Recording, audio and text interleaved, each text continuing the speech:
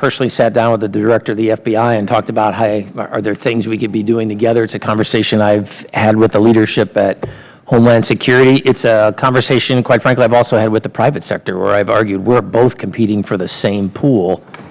What works for you? What might we be able to do differently? Are there ways, as you've heard previously, can we partner? I would make just one slight twist, because this is a point I wanted to make today.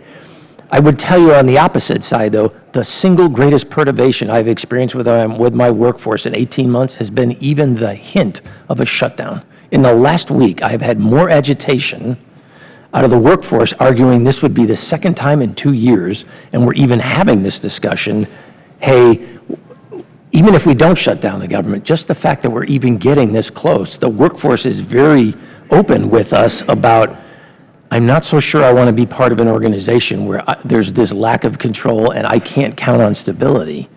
That really concerns me, because I can't overcome that. Secretary of Work, do you have any? Well, this is a very competitive field, as the Admiral said. We're building up a total of 133 cyber teams in the Cyber Mission Force. Some are focused on protection of the networks. They're called cyber protection teams. Some are focused on national infrastructure protection. They're called the national mission teams. Then we have teams that are supporting our combatant commanders. We want to build to a total of 133 of these teams. It's going to be about 6,200 active duty military, civilians, and in some special instances, contractors. And we won't get there until 2018. So we are in the process of building these. And this is a very competitive space. We're on track. We're doing well in our recruitment. But as Admiral Rogers says, any hints of shutdown or sequestration, that will really set us back. So we think we've got a good mission that people want to participate in. But we are not where we need to be yet, Congresswoman. We still have until 2018 to build up the force to where we just think is the minimum necessary to do our missions. You know, I serve on the board of one of the service academies, the board of visitors of one of the service academies, and I know in our discussions we have heard that it's been difficult to attract young airmen, in this instance, to the cyber field, because they come into the academy with a particular idea in mind of where they want to spend their time. And so it's not always as simple as we would like to think, given the extraordinary challenge. But I have another question as well. You know, the Department has shown its commitment to leveraging private sector cyber innovation, and we've heard about that here today.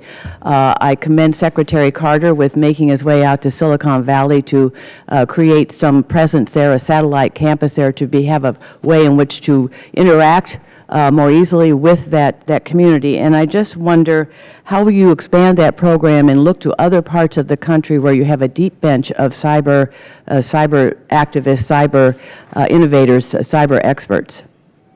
Well, you're referring, Congresswoman, to the Defense Innovation Unit Experimental, and it is an experimental unit. We want to see how we can interact with the private sector in the best way. So, for example, one of our ideas was to bring people back to the Pentagon and show them what we're doing. But I said, no, really what we want to do is go to the field and see what your airmen, soldiers, Marines, and sailors, what do they do? We want to go on ships. We want to see what their problem. We want to help them. So once we do the lessons learned there, we expect that to be successful, and it will become a permanent unit. And then where would we expand? We would go to other innovation centers throughout the country, perhaps Boston. There are different places. And Mr. Halverson has been helping us think through this also. Yeah, as you know, as the Secretary went out to Silicon Valley, we had also taken a CIO team to Silicon Valley. In December, we're doing a similar thing in Boston, in New York.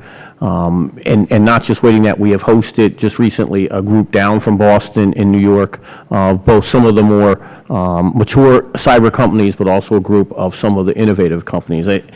I think what we're trying to do with DIX is really take what Silicon Valley stands for, not the geographic location, and make sure, and the Secretary has been very clear in his guidance, so as DepSecDef to us, to, hey, it's more about the concept of innovation, reach to wherever that is, and it's not just in Silicon Valley.